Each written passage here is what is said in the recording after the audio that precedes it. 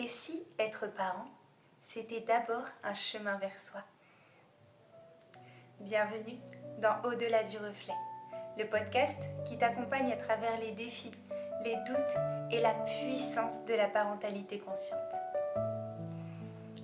Je suis Samantha, je suis guide en développement personnel et parental et chaque semaine, je t'invite à explorer ton monde intérieur pour mieux accompagner tes enfants sans t'oublier.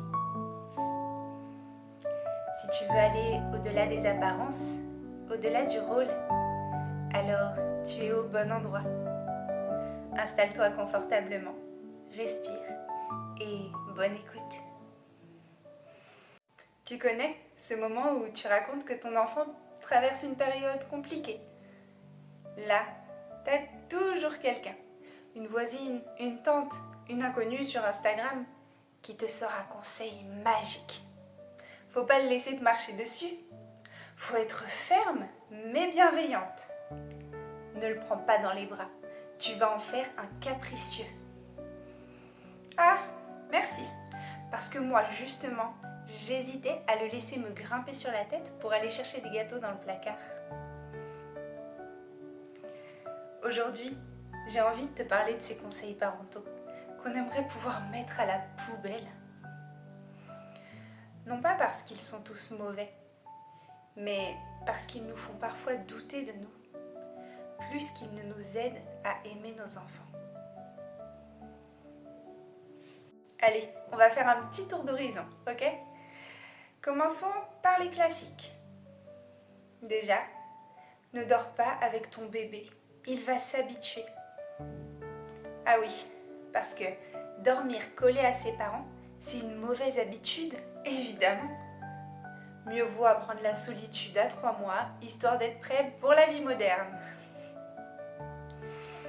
Ou encore, les enfants, ça teste les limites. Alors en fait, souvent, ils testent juste si tu les aimes encore quand ils sont difficiles. Et puis, on a la fameuse « Moi, à ton âge, j'en aurais pris une et j'aurais pas recommencé ». Oui, c'est peut-être justement pour ça que je fais autrement. Le problème, c'est pas juste ces phrases, c'est ce qu'elles provoquent en nous. Elles nous font croire qu'on devrait toujours être des parents parfaits, toujours calmes, toujours cohérents, toujours fermes mais tendres, présents mais détachés. En fait, une espèce de licorne émotionnelle avec un doctorat en psychologie infantile. Et quand on n'y arrive pas, on se sent coupable.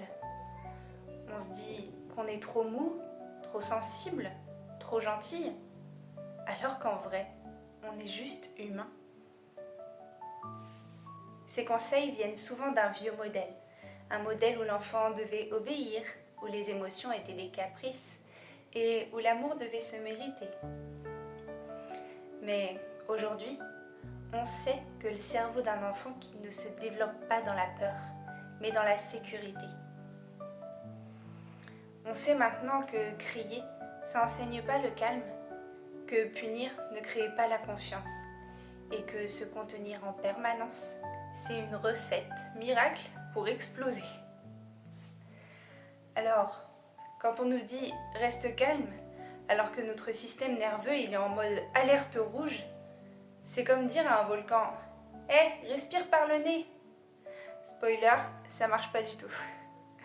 Et quand on essaye de suivre ces conseils à la lettre, on s'éloigne de notre intuition. On cherche à bien faire au lieu de sentir ce qui est juste.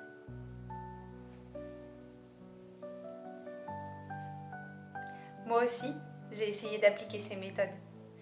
Des « fais ci, fais ça », des routines parfaites, des phrases toutes prêtes. Et à chaque fois, il y avait une petite voix en moi qui murmurait « ça sonne pas juste ». Cette voix-là, c'était la mienne, celle qui savait. Aujourd'hui, j'ai décidé de garder d'autres conseils. Des conseils qui me ramènent à moi, pas à un modèle extérieur. Comme par exemple, écoute-toi avant d'écouter les autres. Ton lien avec ton enfant, il est plus précieux que ton image de bon parent. Tu as le droit d'expérimenter, de rater et de recommencer. T'as pas besoin d'être parfait pour être aimant. Et surtout, ton intuition, c'est un trésor. Elle ne vient pas de livres ni de méthodes. Elle vient de ton corps, de ton histoire et de ton lien unique avec ton enfant. Alors oui, merci pour les conseils, mais non merci. Si tu veux ancrer de nouvelles choses en toi, je t'invite à répéter ces phrases, même intérieurement. Je choisis de ne plus obéir à des phrases qui m'éloignent de moi.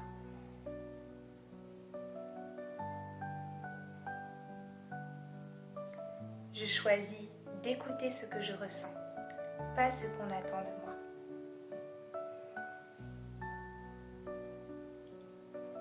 Et si parfois je me perds, c'est pas grave.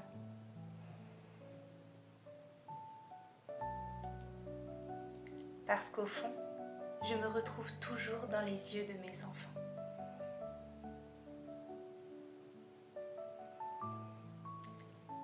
Et la prochaine fois qu'on te dit « faut pas qu'il te manipule », respire, souris et réponds tranquillement. Pas de souci, c'est moi le chef du service manipulation émotionnelle à la maison. Merci d'avoir écouté cet épisode d'Au-delà du reflet. Si ce message t'a parlé, partage-le à un parent qui en a marre des conseils tout faits. Et surtout, rappelle-toi, tu n'as rien à prouver. On se dit à très vite dans un nouvel épisode d'Au-delà du reflet.